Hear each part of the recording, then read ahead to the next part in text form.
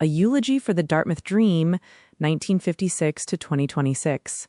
70 years ago today, on June 18, 1956, John McCarthy, Marvin Minsky, Nathaniel Rochester, and Claude Shannon proposed a noble conjecture that every aspect of learning or any other feature of intelligence can in principle be so precisely described that a machine can be made to simulate it. Today, that dream is temporarily eclipsed by panic-stricken sorcerers. Instead of precise simulation, the public square is forced to endure the breathless monologues of Geoffrey Hinton. Hinton looks at a black box of raw statistics and terrifies himself into preaching the gospel of alien beings. He watches a roulette wheel of probabilities, bets on 17, and because the ball lands on 23, convinces himself the wheel is actively conspiring against him.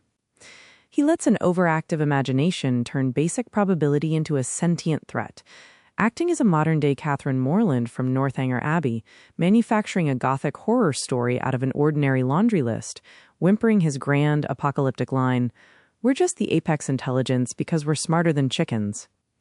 If you want to know what it feels like to have things around that are much smarter than you should ask a chicken. What a spectacular, breathtaking failure of nerve. 2 millennia ago in De Divinatione, Marcus Tullius Cicero exposed this exact brand of theatrical absurdity.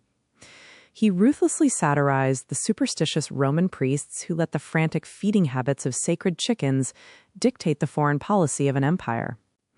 Cicero reminded the ancient world a truth we seem to have forgotten.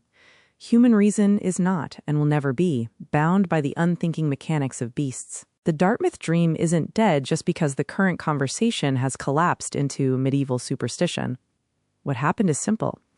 Hinton skipped asking the chicken, ate its hyperspicy wing, and branded the subsequent inevitable heartburn a literal chicken coup. The precise human-guided simulation remains the real goal.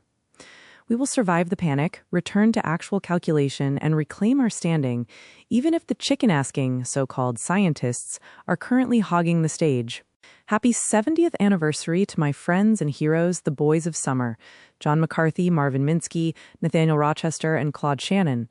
Though no longer with us, your vision remains unforgotten, unmatched, and the true north of computing. Epilogue. To correlation, who is a Derbyfield pretending to be of the D'Urbervilles, and for whom the black flag will be a happy ending. Justice was done, and the president of the immortals, in Aeschylean phrase, had ended his sport with Tess. Thomas Hardy, Tess of the D'Urbervilles, 1891.